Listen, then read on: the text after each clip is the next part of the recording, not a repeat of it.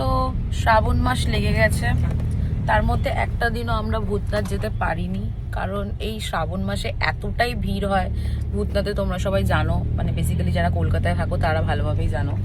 So আমরা এখন বাজে হচ্ছে 8:30, তো এখন রেডি হয়ে বেরিয়ে পড়েছি। আর বাইরে হচ্ছে তুমুল ধারায় বৃষ্টি, মানে জাস্ট এখন একটু কমেছে, ঝিরিঝিরি সারাদিনই বৃষ্টি হচ্ছে, নিম্নচাপ ডেকেছে, মেবি শ্রাবণের সময় তো বৃষ্টি হবেই।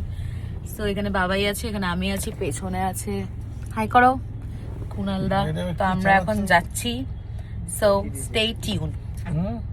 এটা কি ভিডিওই তো বানাচ্ছি বাবা। গাইস ময়দান পুরো ভিজে গেছে, ময়দান এখন অ্যাকোয়াটিকাতে ডেভেলপ হয়ে গেছে, আর সত্যি অনেক জল। ও মাই গড, ও মাই গড, প্রচন্ড জল, গাছটা ডুবে গেছে।